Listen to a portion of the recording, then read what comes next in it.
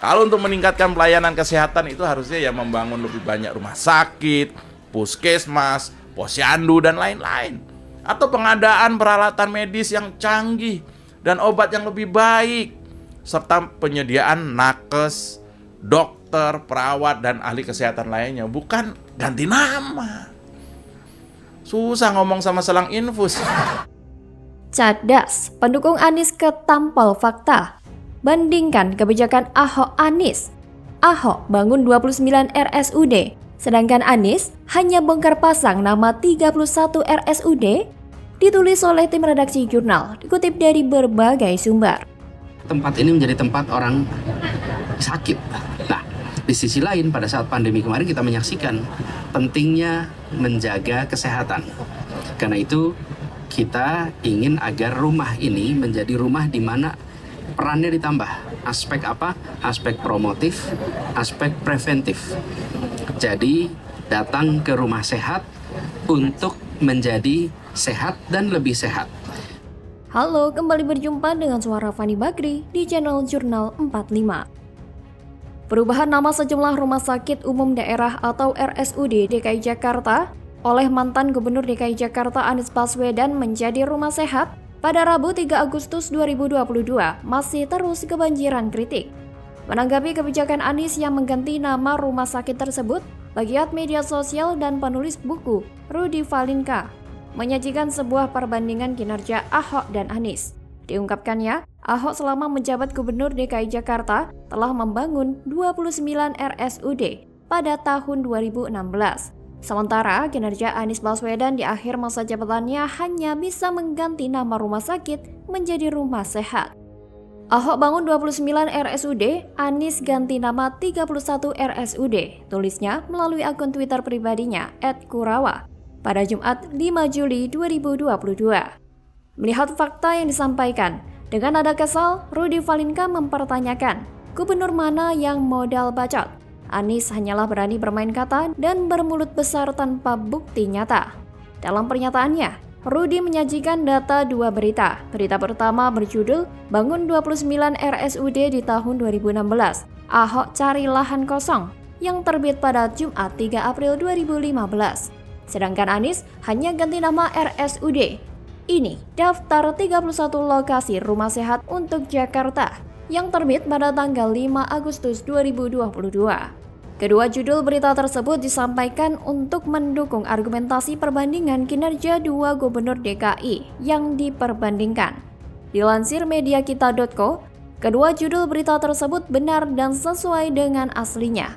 Seperti diketahui, pada 2 April 2015, Gubernur DKI Jakarta Basuki Cahayapurnama atau Ahok meresmikan beroperasinya 15 rumah sakit umum daerah atau RSUD tipe D. Dalam kesempatan tersebut, Ahok menyampaikan rencananya pada tahun 2016 akan bangun 29 RSUD pada masing-masing kecamatan.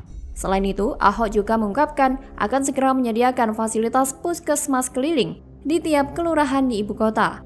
Penambahan rumah sakit dan puskesmas keliling tersebut untuk mengakomodir kebutuhan masyarakat terhadap fasilitas kesehatan di DKI Jakarta. Maka dari itu, wajar saat menjabat dulu banyak banget program yang Anies janjikan tak terrealisasi dengan baik. Melihat ambisi Anies yang super besar untuk menjadi RI 1 membuatnya kian belepotan tak karuan. Jauh dari kata elegan. Dorongan dari kelompok yang militan membuatnya lupa daratan. Anies terlihat beberapa kali masuk kubangan yang tanpa sadar ia buat sendiri. Program-program mendasar janji kampanye yang bombastis saat Pilgub 2017 tak sesuai teori. Dari soal rumah DP 0, OKOC, banjir, sumur resapan yang dihentikan karena sisakan masalah hingga penyediaan air bersih dan lain sebagainya. Melihat manuver Anies belakangan ini memang sangat menarik. Banyak perilakunya tidak memberikan manfaat dan hanya sebagai ajang mencari perhatian agar dilihat orang. Jadi, syahwat politiknya Anies ini sudah overload. Maka dari itu wajar saat menjabat dulu banyak banget program yang Anies janjikan tak terrealisasi dengan baik. Wong kerjaan Anies hanya fokus untuk mempercantik citra, bukan kinerja. Pantas saja Anies kini terus berusaha mendempul habis-habisan kosakatanya. sebagai upaya menutupi semua kegagalannya selama menjadi gubernur. Artinya, kalau dia jadi presiden nanti, sudah bisa dipastikan orang ini akan lebih banyak ngomong daripada bekerja. Saya rasa warga Jakarta sudah sadar betul betapa menyesalnya mereka menghabiskan 5 tahun dengan memegang teguh janji palsu Anies. Makanya, saya pikir ular beludak seperti Anies ini memang tak pantas memimpin negeri ini. Entah bakal jadi apa bangsa ini kalau Anies benar-benar jadi presiden?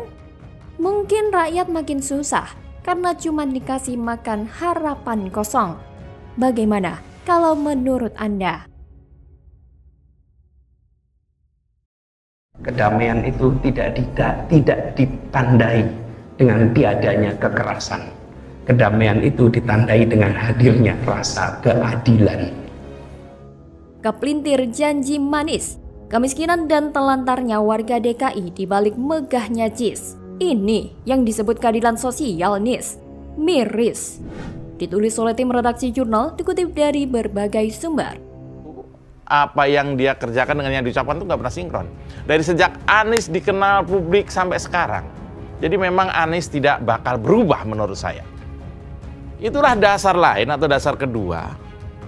Kenapa saya sampaikan, saya meyakini Anies tidak bakal bisa jadi presiden. Halo, kembali berjumpa dengan suara Fani Bakri di channel Jurnal 45. Pegiat media sosial Yusuf Muhammad mengomentari unggahan seorang warganet @bospurwa yang menunjukkan pernyataan Anies Baswedan sudah bersepakat menghadirkan keadilan sosial bagi seluruh rakyat Indonesia. Kedamaian itu tidak ditandai dengan tiadanya kekerasan. Kedamaian itu ditandai dengan hadirnya rasa keadilan itu yang membuat kedamaian. Kalau kita ingin di Jakarta itu muncul kedamaian, maka sila kelima dibereskan. Keadilan sosial bagi seluruh rakyat Indonesia.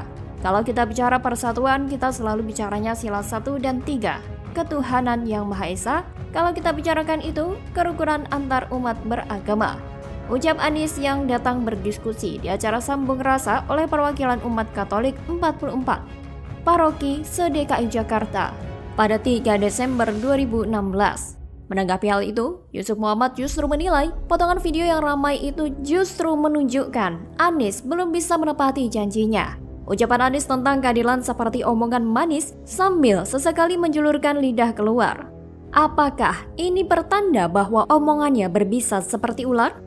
Menurut Yusuf, keadilan sosial itu tak dilaksanakan. Ia menilai keadilan sosial hanya diucapkan namun tak sampai dilakukan secara konkret. Kini terbukti setelah ia menjabat Gubernur DKI Jakarta, jumlah warga miskin di DKI bertambah 101.000 selama periode 2017 sampai 2022. Entah apa yang ada di benak capres tukang ngibul ini, mengklaim bahwa saat kepemimpinannya di DKI Jakarta selalu berupaya memegang prinsip keadilan dan menuduh pemerintahan Jokowi menyengsarakan rakyat. Pertanyaannya, pernahkah Anies mengamalkan prinsip keadilan sosial saat jadi gubernur? Benarkah kalau Anies selalu berperilaku adil kepada warga Jakarta seperti yang ia akui? Saya kira kok tidak. Di mana letak keadilan sosialnya coba? Rumah DP 0% cuma jadi dagangan kampanye yang omong kosong, janji tak reklamasi, tapi meloloskan puluhan ribu UMB di reklamasi Ancol, program OKOC yang tinggal kenangan, banjir dibantarkan, kemiskinan dan angka stunting di Jakarta meningkat tajam. Itukah yang dimaksud memegang prinsip keadilan sosial? Atau yang dimaksud program keadilan sosial versi Anies adalah membangun tugu sepatu, tugu batu, tugu sepeda, tugu mati adalah program pemberdayaan masyarakat? Atau yang lebih lekat dengan masyarakat adalah program balapan Formula E yang dipenuhi skandal korupsi, dianggap sebagai pemerataan ekonomi bagi warga Jakarta? Kalau memang demikian yang disebut prinsip keadilan sosial oleh Anies, maka ini adalah kecacatan berpikir Anies. Menyebut seabrek program bobrok sebagai bentuk keadilan sosial dan akan dilanjutkannya ketika menjadi presiden, hanya orang gila yang mau memilih Anies. Orang waras mana mungkin melakukan hal konyol seperti itu? Membayangkan saja tak mungkin, apalagi melakoninya. Oleh karena itu, sudahkah Anies selama ini menegakkan keadilan sosial yang berada di DKI Jakarta? Tentu pemirsa yang beriman bisa menilai. Ya, walaupun pada faktanya Panji Pragiwaksono selaku tim sesnya Anies sendiri menentang keras ia maju capres dan lebih baik mencalonkan lagi sebagai Gubernur DKI Jakarta periode kedua. Tapi, apakah Anies mampu memperbaiki Jakarta menjadi lebih baik? Saya pikir jangankan membuat wajah ibu kota menjadi lebih baik, melanjutkan program pendahulunya saja yang terbukti signifikan meminimalisir banjir saja tidak Anies lakukan. Lantas, apa jaminan kalau Anies akan membuat Jakarta menjadi lebih baik di periode kedua ia menjabat sebagai Gubernur DKI?